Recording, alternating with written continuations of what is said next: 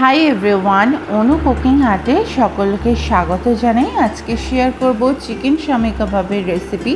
শামি কাবাব বানানো ভীষণই সহজ, চটজলদি স্টার্টার আইটেম বানাতে চাইলে এটি ট্রাই করে দেখতে পারেন। সামনেই যেহেতু বকরা ঈদ, তো সকলকে জানাই ঈদের অগ্রিম শুভেচ্ছা। ঈদের দিন বাড়িতে গেস্ট আসলে অনায়াসেই এই কাবাব বা স্টার্টার আইটেম বানিয়ে প্লেটে পরিবেশন করতে পারেন। গেস্ট প্রচণ্ড খুশি হয়ে যাবে। তো চলুন রেসিপি দেখে নিই। প্রথমেই কিউব করে কেটে রাখা 300 গ্রাম চিকেন দিয়ে দিচ্ছি। ফার্স্ট ম্যারিনেশনের জন্য কী মশলা লাগছে দেখে নিই। হাফ টিস্পুন হলুদ গুঁড়ো, হাফ টিস্পুন লঙ্কার গুঁড়ো, কাশ্মীরি লঙ্কার গুঁড়ো এবং হাফ টিস্পুন গরম মশলা দিয়ে চিকেনের সঙ্গে ভালো করে সমস্ত উপকরণগুলিকে মিশিয়ে 10 মিনিটের জন্য রেস্টে রেখে দেব। 10 মিনিট পরে দেখুন বন্ধুরা, এমন একটি চামচির মাধ্যমে কিউব চিকেনগুলোকে 5 মিনিটের মতো একটু হালকা ফ্রাই করে নেব। ফলে কাবাব খেতে দারুণ টেস্টি হবে। একদিক যখন ফ্রাই হয়ে যাবে তখন অপর দিকটাকেও উল্টিয়ে ফ্রাই করে নেব। ফলে চিকেন অনেকটাই সফট হয়ে যাবে। আপনারা শামি কাবাবের অনেক ভিডিওই দেখেছেন, কিন্তু আমার কথা শুনে এভাবে বানিয়ে দেখবেন, কাবাবের স্বাদ দ্বিগুণ হারে বেড়ে যায়।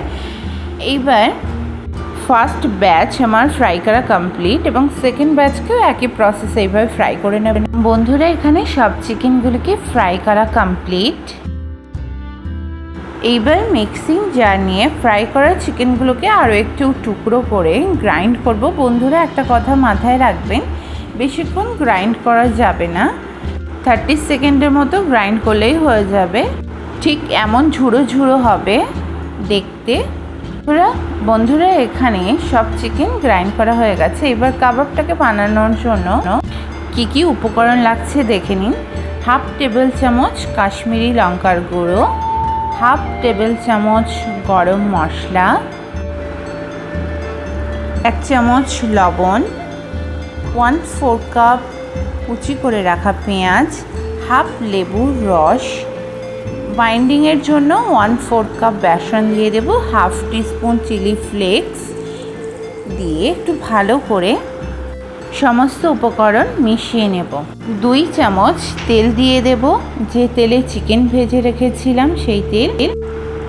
1 টেবিল চামচ আদা রসুনের পেস্ট দিয়ে দেব। এখানে তেলটা অ্যাড করার একটাই কারণ, তেলের মধ্যে চিকেনের ফ্লেভার আছে, যেটা কাবাবটাকে আরও টেস্টি করে তুলতে সাহায্য করবে। এবার সমস্ত উপকরণগুলিকে আরও একবার ভালো করে মিক্স করে নেব।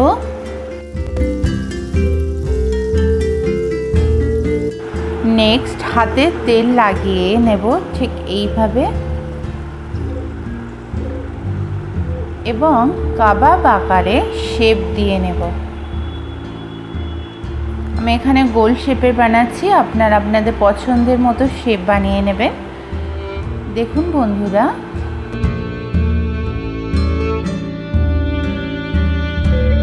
একে একে সব কাবাবগুলোকে আমি একই শেপে রেডি করে নেব। এখানে সব কাবাব রেডি করা হয়ে গেছে। এইবার কিভাবে প্রপার ওয়েতে ফ্রাই করবেন সেটিও দেখে নিন। প্রথমে কড়াই তেল দিয়ে দেব। তেল গরম হয়ে আসলেই একে একে কাবাবগুলিকে দিয়ে দেব। দেখুন, এবং মিডিয়াম ফ্লেমে ফ্রাই করব। একদিক যখন ফ্রাই হয়ে যাবে তখন অপর দিকটাকেও ঠিক একই প্রসেসে ফ্রাই করে নেব। বন্ধুরা, সব শামি কাবাব বানানো হয়ে গেছে। একটা কথা বন্ধুরা মাথায় রাখবেন, হাই ফ্লেমে ফ্রাই করবেন না, তাহলে উপর দিকটা ফ্রাই হয়ে যাবে এবং ভিতরে কিন্তু কাঁচা ভাব থেকে যাবে। এইবার কাবাবগুলোকে একটু প্লেটে সার্ভ করে দেখিয়ে দিই। প্রথমেই কাবাবগুলিকে ঠিক এইভাবে সাজিয়ে নেব। নেক্সট পেঁয়াজকে রিং আকারে কেটে নিয়ে পেঁয়াজের মধ্যে লেবুর রস, লঙ্কার গুঁড়ো, স্বাদ মতো লবণ, গোলমরিচের গুঁড়ো মাখিয়ে রেখেছিলাম সেটিকে দিয়ে দেব এবং একটি লেবুর টুকরো ও সঙ্গে টমেটো কেচাপ দিয়ে দেব। একটি লঙ্কা অ্যাড করব।